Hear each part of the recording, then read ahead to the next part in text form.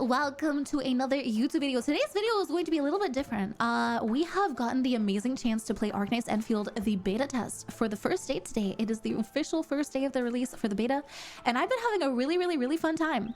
But I would like to go over some little things with you guys and talk about what I think about the game, how it's been going so far. We've barely started. It's been like a 7-hour stream so far, and it feels like we've only scratched the top of things. It's been a lot of information, but honestly, I'm very much looking forward to seeing how far we can get into this game and experiencing it with you guys. We're gonna have a lot more of these videos in the future, hopefully. I've never really done any guide videos or like explanations and stuff like that, but maybe this game will be able to get me into those like sections as well of the gacha community, which would be absolutely awesome. So far, when it comes to the overall game, I would like to talk about the story, like the base, combat, a little bit of the feel and the polish as well of the overall fighting and the characters as well. So the story up until now has been pretty self-explanatory. It's been really good. The world is connected to the original ARKNIGHTS experience. So for the people that haven't played the original ARKNIGHTS, there might be like a little bit of lore missing here and there, but overall they've done an amazing, like, I don't know, they've done an amazing thing with the lore. Like, it's connected to the old story without being super needed to be aware of what happened in the past. And it does explain stuff again in this version of the game, which is really nice. Everything is keeping the old like ARKNIGHTS vibes. The characters are based off of like old races that we had in the original game, like the Terrans, the Lungs, the Kuranta, Aegir, Sarkas, Sancta, Durians, etc, right? But there's also a little bit of new vibes that you can see in this new game as well, and that's actually really awesome. I've been enjoying the combat, but I will say it might feel a little bit clunky at times. The one thing that ARKNIGHTS ENDFIELD does a little bit like better, I would say, over other games that are released around the same time period, is that you can play with your teammates and you can also play as them, so you can swap from one to the other whilst also using every single character's abilities and their fighting style and having them on the same field with you at the time that you're playing the game. You can also bump into them because you're a rude motherfucker. Which is something that a lot of games don't really have, where you like phase into your teammates like they're ghosts or like NPCs. But this game actually has a very nice little interactive thing with it, which is really fun. Other than that, the polish for the game has been insane. At the very beginning of the game, I was completely freaking out over the fact that the most smallest details, like the ordained stuff, is just in your face, but like so polished. I don't know how to explain it. There was a scene where Perlika, the main character, and the administrator, so Perlika is this girl that you get at the beginning for free, and the administrator are together and they're sitting in the rain, and there are like droplets on her jacket where you can see very clearly, like even this metal part, that they were like wet, and the moisture made their clothes really dark, which is insane to me that a game that is going to be free is going to have such incredibly detailed models, and even like rain physics and like the droplets, the weather has like different impact on the characters as well, which is very nice in the polished section. Other than that, overall, I would say that this game has been a pretty daunting experience, or daunting, I guess, when it comes to getting to understand everything. When it comes to like the new bases and the factory part of it, it's a little bit hard to get used to, but thankfully they do explain everything to you as well. So hopefully I'll be able to like make some videos on that in the future and explain a little bit how that goes too, because it can be a little bit confusing, but maybe we'll be able to go over that together some more in the future. Absolutely. Other than that, the general like character menus and operator stuff is pretty easy to understand. It is the base like character stuff that you have in other gachas too, but it does have a little bit more of the ARKNIGHTS vibes to it as well. You have the old characters like operator characteristics, which we have guards, we have casters, we have the like, this is also a guard, and then we have the specialists. All of these characters have different types of things that they do in the original ARKNIGHTS game, but in this game it's a little bit different, I would say. They don't really depend on their character archetypes as much anymore because of the fact that it is a more RPG style based game, so it doesn't really make use of those like specific Just be yourself. like different characteristics anymore as much. When you want to play them on the field, it's literally just, you know, click your mouse buttons and press some buttons and they'll do damage nonetheless. But they do have something else, which is the attributes that are separate to every single character. So you have the strength, agility, intellect, and will. For Perlica, as her main stat, she has intellect, and then her secondary stat is will. Every single character has this, where they have a main and a secondary stat. For instance, the administrator has agility as her main stat and then strength as her secondary. You can see that because of their like colors that are filled in. So the main stat that they use is always going to be filled with their like yellow color as the main one, and then the secondary stat that they use are going to have this like gray outing that like outline that kind of shows that that's their secondary. For the base attributes, strength is based off of the HP, agility gives physical damage reduction, intellect is for arts damage reduction, and will is for the treatment bonus, so this is healing. Most of the characters that are based off of physical damage, so like the damage dealers, the guards, are going to be using strength and agility.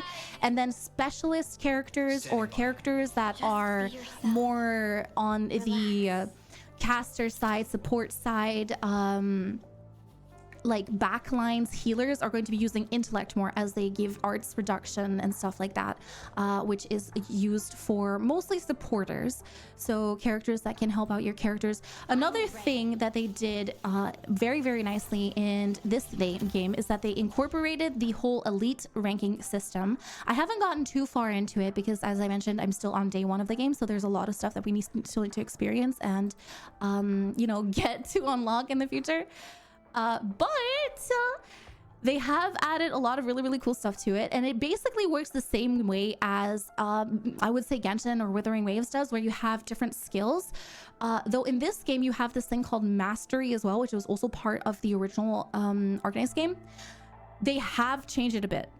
In the original ARKNIGHTS game, you were able to have a singular skill that you can level to level 7, and then off of that level, like singular skill to level 7, you could level every single other skill to mastery rank 1, 2, 3. But they changed that, so every single skill now has a mastery rank. It's kind of like crowning in Genshin, where when you get to the end of Elite 2 in this section, like promotions, you get to crown the character. When they get to like level 90, you get like access to that, and it's the same in this game. When you're Elite 1, you get access to all of these, same as like the Elite 0.1, I guess, 0.5, whatever you want to call it. And then this part is a little bit different from the original ARKNIGHTS, where they have the step 1, promotion 1, then they have promotion 2, which originally this was E1, and then this was E2. But they changed it, so it's going to be a little bit different for ARKNIGHTS veterans as well, but it might be a little bit easier for people that have played Withering Waves or Genshin, for instance, because you have the talents nodes as well. So the talent nodes are connected to the level of the character, and they will increase most of the time base stats that are affiliated with that character's like characteristics, or with their skills. So this one, for instance, has the ultimate shortened combo, and then this one has the original crystals for like the physical damage that they do, because they are also based off of physical damage. It's a little bit different of a system than the original game, but for the people that have played Genshin, you are going to understand it a lot better. So these are all the skills and the basic attacks. This one is for her basic attack damage, so the ones that she does normally when she attacks enemies.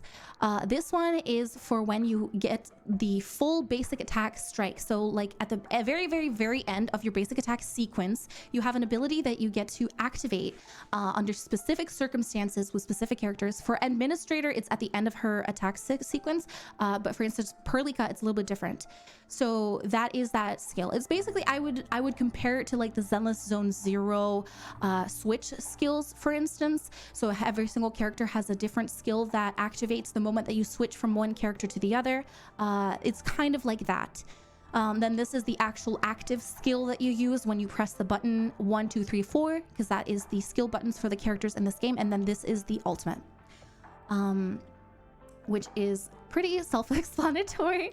You just have to hold down the button instead of tapping it, which is also a new type of style of using your weapons, I guess. And then other than that, the one thing that I absolutely adore in this game is the gorgeous animations that they have from one page to the other, I guess. You have it for the a B2 level up talents, the weapon, as well as the armor and gear that they use. So the gear is a little bit different in this game. You would think that they're artifacts, and they kind of are, but they're also based off of stats of the characters, like the base stats, so like the strength, agility, and the what's it called, intellect and will and stuff like that. You get those by crafting. So these are not grindable anymore. Like, you can grind them by mint picking, basically. At least this early in the game, you grind them by mint picking.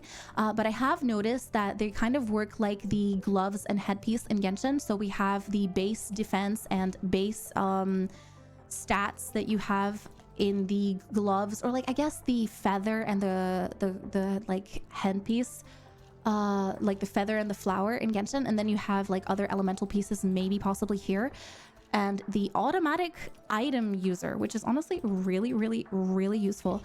So you can use items automatically on the field whenever something happens. When your character goes beyond a specific amount of HP, this will instantly restore the HP level for that character.